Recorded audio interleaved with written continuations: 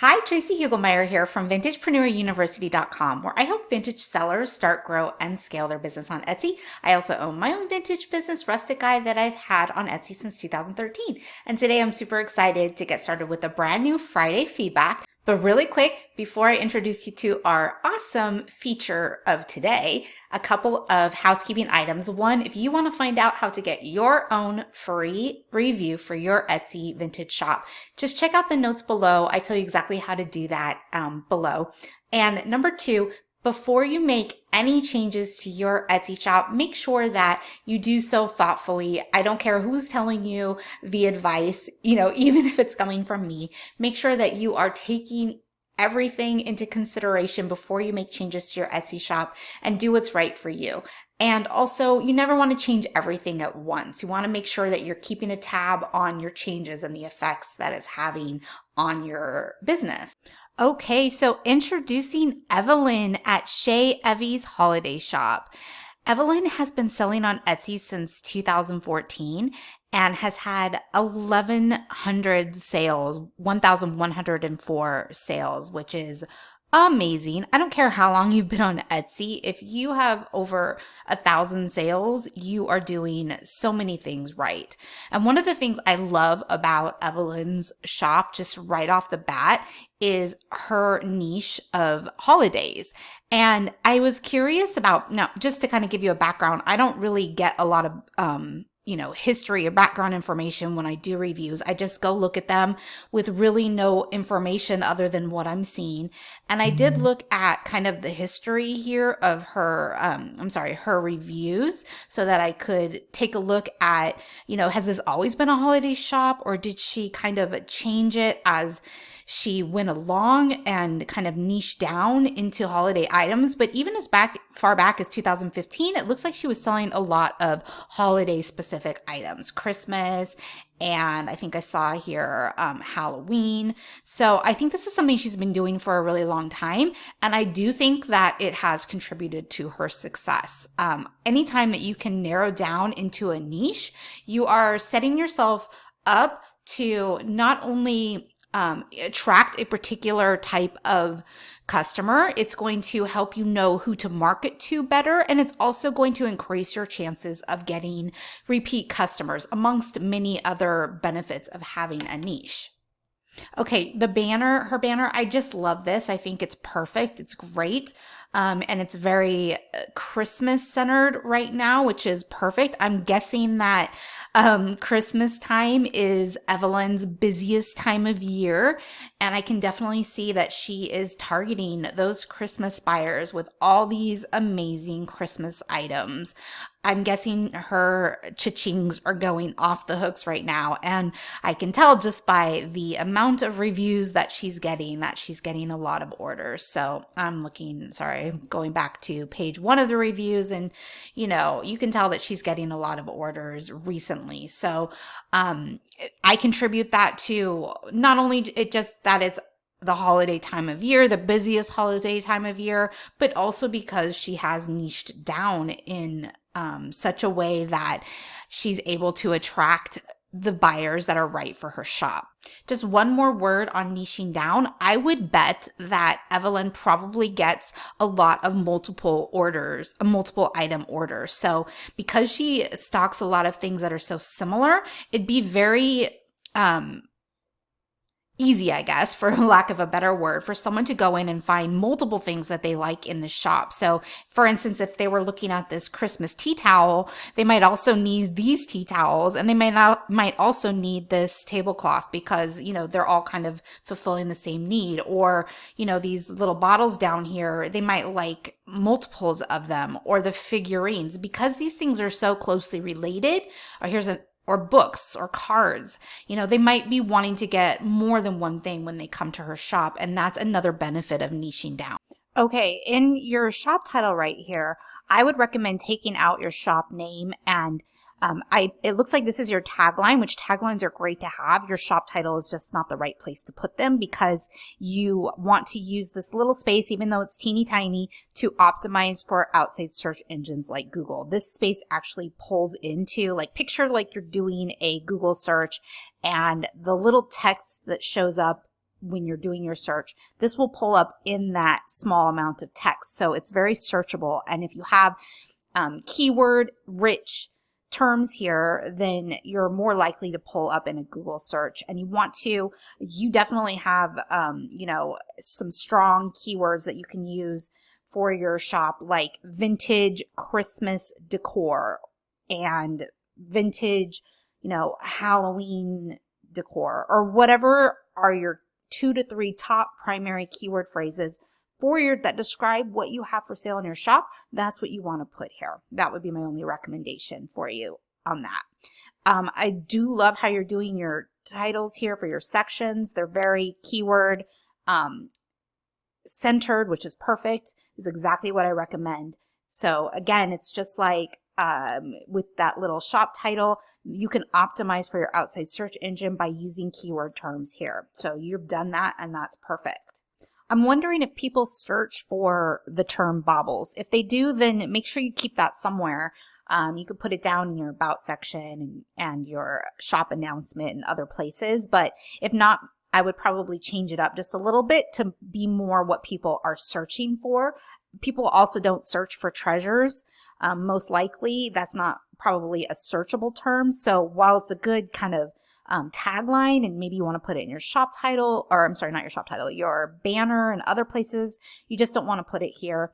And then you want to repeat those keywords, those primary keywords for your shop in your announcement and also in your about section, okay?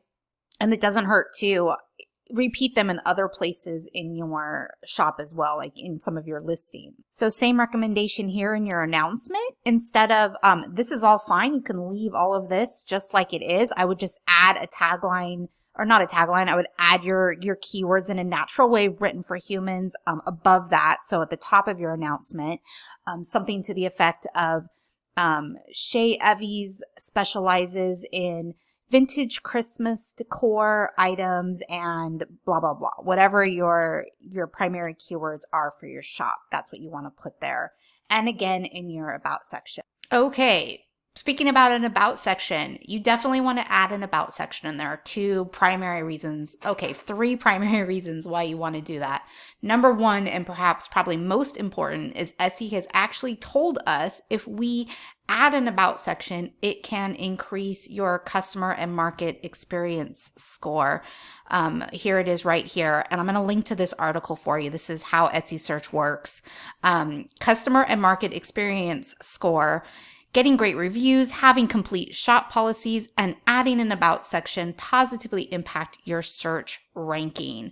So it's kind of a no-brainer. You want to go ahead and add a shop policies, even if you don't do anything else but add it and put a tiny little blurb there. It's going to help your customer and market experience score, which can help how you rank in Etsy search results. So you definitely want to add that. And then reason number 2 is it's a great place to optimize for the outside search engines like Google. So like I was saying, you could add your primary shop keyword terms there. That helps you to have another place to add that information and let the outside search engines like Google know what it is you have to offer. And reason number 3, it can help your brand by giving you a place to showcase your story. So telling your customers a little bit more about what it is that you are selling, what it is about your story that makes you special, and that can all add to your brand. And the other recommendation that I have for you is to update your shop policies to the new shop policies. Now, this only applies to sellers who were around before a couple of years ago, when Etsy gave all the sellers at that point the opportunity to update to the new policies or keep the old policies. If you're a newer shop, you were never given that opportunity. You had to use the new policies. I know a lot of the older sellers held on to those old policies, and I'm sure you had your own reasons why to do that. And I can actually see that you have, kind of the information here in your shop policies that would be perfect for dumping into your about section. So I would recommend that you update to the new shop policies. And the reason being is that Etsy did tell us at that time that if we use the new policies, that can also help our placement in search results, our ranking. So whenever Etsy is telling us, hey, if you do this, you you are going to get a better opportunity for ranking higher, then you want to jump on those things, because they're telling us that for a reason, and we want to work with Etsy. We don't want to work against Etsy, even when we don't agree with what they're doing. For the success of your own business, it's always my recommendation to, for the most part, to adapt these things, learn how to adapt them into your business. If not completely, like, I don't want to go off on a tangent about the whole free shipping thing. I have plenty of videos that you can watch about that go over my thoughts on that and my recommendations. And of course, you need to make your best decision for your own shop. And you can search up in my channel all the videos that I have available on that. But when it comes to something like shop policies, definitely adapt things like that, because it doesn't hurt you to use the new policies, but it does hurt you to not use the new policies. So I would recommend you just take all this information and put it into your about section. And then anything that you're, afraid of having left out of your policies, you can put them into the FAQs. You still have a place to put FAQs. So whatever you want to, all the information that you're afraid that you don't have places for in the new policies, if that's, what's holding you up from changing over, just put it into your FAQs. You can put as many FAQs as you want, as far as I know. Okay, so said my piece on that. 3 cheers for accepting returns, exchanges, and cancellations. That's always my recommendation. I think that is a great business decision. So I love, love, love that. Okay, we're going to go ahead and take a look at one of Evelyn's items so I can give her a review on that.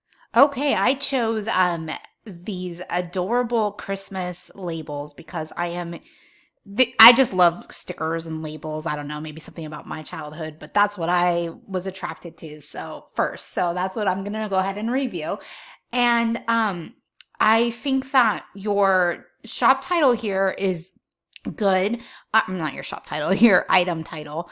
It's kind of in line with the way Etsy used to kind of recommend doing titles. And I still have plenty of this type of titles in my shop too. Just so you know, the current recommendation is 2 to 3 long tail keyword phrases. And most importantly, you want to have search terms here that people are going to be searching for. And your most important search term should be first. So the only thing that kind of I thought of that maybe isn't here, and I don't even know. Yeah, you do have some labels. So I would include the word labels somewhere in your title, and you probably have it in tags. Let's go ahead and jump down to your tags here. We've got seals, stickers, tags, labels. So, here you have stickers, labels, and tags. That's actually, I think, the one that Etsy fills in for you based on the category you select.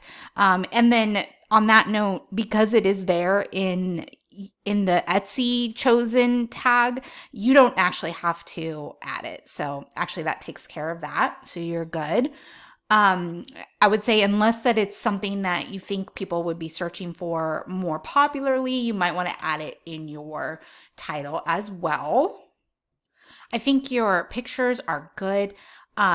I can't tell kind of what the background is or if you're standing this up or laying it down, but just a little tip that I find with a lot of my flat items is if I lay it down and take the picture from above and kind of make it a flat lay type of design, that ends up being that's one recommendation that you could use for this type of item if you have a flat item.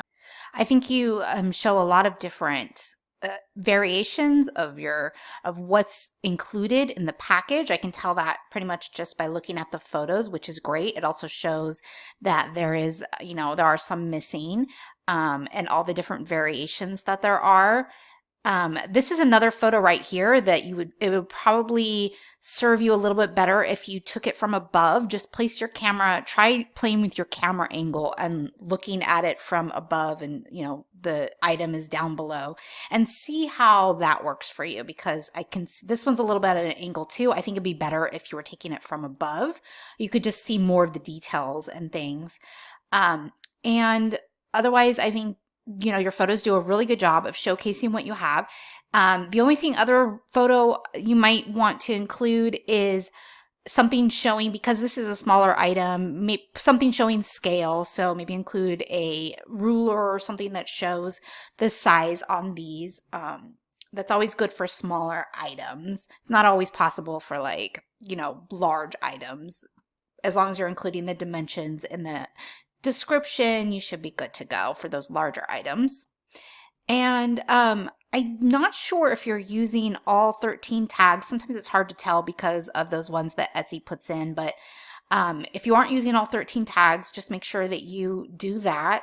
Let's see, 1, 2, 3, 4, 5, 6, 7, 8, 9, 10, 11. I think you might be a couple short of 13. So make sure that you're including all 13 tags. That just increases your opportunities of being found. One thing that I thought of off the top of my head is these are very much like, they remind me of like old Denison labels. So maybe like Denison style or something could be a tag just to attract those types of buyers who are looking for those types of items. And you have ephemera, but also like maybe something like junk journal or, bullet journals, something that people use stickers for to help attract more buyers. That's just one tip that I have for you on this particular item. So let's go ahead and look at the item description. Right away, the first thing I notice is you have your item description all lumped together in a paragraph. And the problem with that is people are inherently lazy, and I don't mean that in a negative way. It's just kind of a fact of life, especially when it comes to doing things online. So you have to keep that in mind. Not very many people are going to have the energy to look through an entire paragraph. That's just the truth of the matter. So when you can make your item descriptions easy to get through, you're more likely to, not everybody, of course, is going to look at your item description, but if they are and they're curious about what it is about this item, they're that curious that they're reading it. If you can make it easy for them to get through and find the information that they're looking for, then they're less likely to bounce and go somewhere else and not buy your item. Therefore, you're more likely to convert that viewer into a buyer.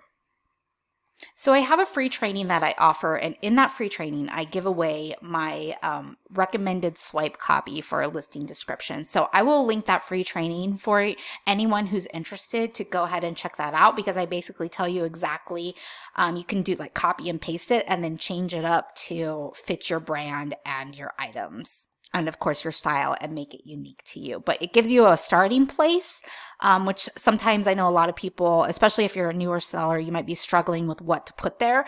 And so hopefully that will help you out. I will link to that free training for you so you can get your hands on that item swipe copy. But just really quick, 2 rules of thumb, a great way to organize your listing descriptions in a way that somebody can find the information they need and get through it are to, 1, use sections, so like titles, something like dimensions, and different things that you can cover about your item. And then 2 is to use bullet points, because bullet points are much easier to get through for your average customer than actually reading through a paragraph. So hopefully that makes sense. And yay for using an internal link that sends people back to your shop, which is a really good to do. Just a quick little note here, and I catch myself doing this all the time, but right here you have a link that includes the seller platform, because that's your link. Now, as far as I've tested this, I'll go ahead and do it. It will work because Etsy's smart enough to figure out what that means. So right now, I'm not even logged into my own Etsy account. This is just what any normal person would see. So if they click on that, it will go to the right link. However, because you have seller platform, it just makes it look a little kind of, I guess, not as professional. So I've tried to correct mine that I've done. And the way you get it to not say seller platform is to be logged out. So you could even have like an incognito window, set up while you're doing this so that you can go and get your listings or the links that don't include that seller platform information in there, or the word seller platform. Hopefully that's making sense. Okay, so that includes my review of Evelyn's lovely Etsy shop. Definitely go check it out. I'm going to include the link to her shop so you can go do that. And if you like this video, make sure to give it a like, subscribe to my channel, and click the little bell as well so you get notified whenever a new video comes out. I'm also just a quick reminder to check out how you can get your own free review down below. And thank you so much for joining me today. Have a great rest of your day. Bye.